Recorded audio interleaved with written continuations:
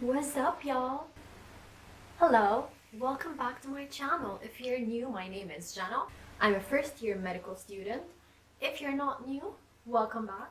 Thank you for coming back and watching my videos. And basically today's video is gonna be about the one, the only, Anki. We're gonna talk about what Anki is, how Anki works, how to use Anki, and how to benefit the most from using Anki. Now here's the thing, this isn't your utmost and best tutorial, but it is just something to get you started because I haven't been using Anki for much. I'm not a professional at using Anki, but this is how I go about it. It's very simple and it's really just Anki simplified.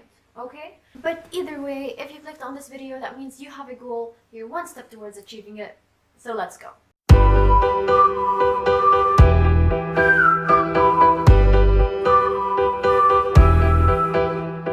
Dun, da, da, da. Okay, you guys, what is Anki? This really weird word that is actually super cool to pronounce.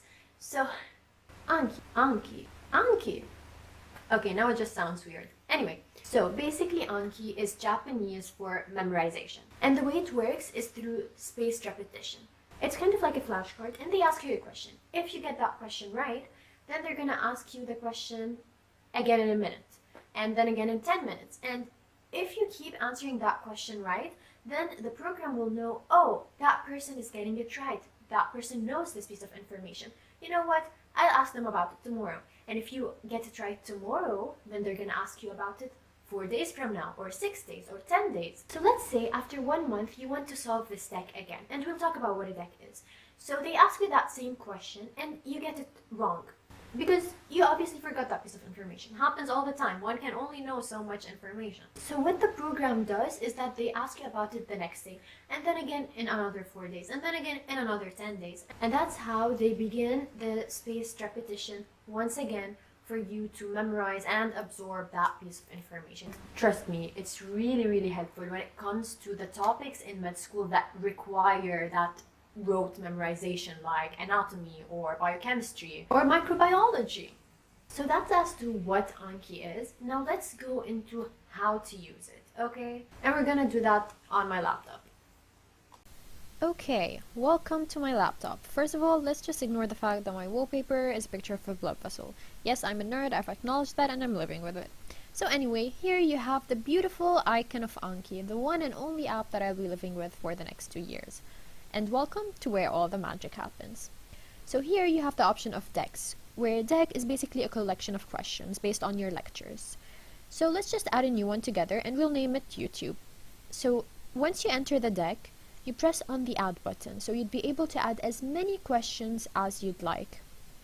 In this part, indicated by the arrow, you can see that there are various types of cards that you could choose from. The basic one is just like the flashcard. Basically, all of the cards are like flashcards. So personally, I work with the one called Close, and I'll get to why I chose this one in just a minute. So let's enter a random question. So for example, what is my Instagram account? Yes, this is a subtle way of mentioning it so you'd follow it. So then, to write my answer, I would press Ctrl-Shift-C, or if you have a MacBook, Command-Shift-C. So you write down the answer, and in this case, it's @jana.birru. And that's pretty much it. It's as simple as that. And once you press enter, you congratulate yourself because your card is officially in your deck and available for you to study. So you go in, you answer it, and here's the thing. You press show answer. Here is the magic of Anki.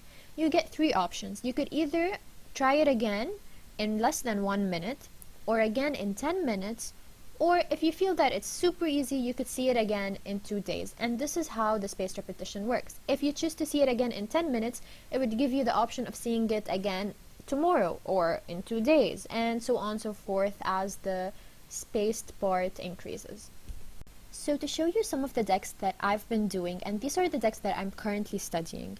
So basically, as you could see, I arrange my decks into subjects. So some people prefer arranging them into weeks and what they're learning in certain weeks, but I prefer doing it this way. So I have subjects of certain chapters within biochemistry and subjects of certain chapters within microbiology. And these are the subjects that I feel need the most memorization, and that is why I use Anki for them.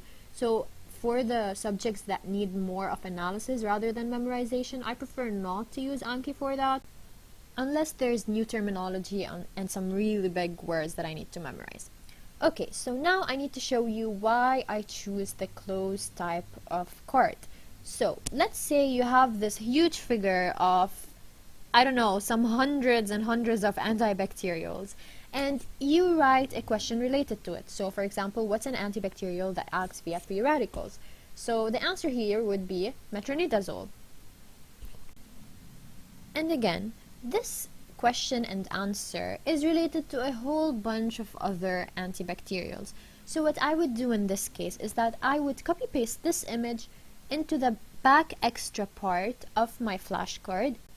And so once you go back to study and once you encounter this question, you will answer it in your head, you will press show answer, and that is when you will be able to see this picture and see the other bunch of antibacterials and the mechanisms of all the other antibacterials. And I feel this is a productive way to relate between different concepts and not just focus on one thing.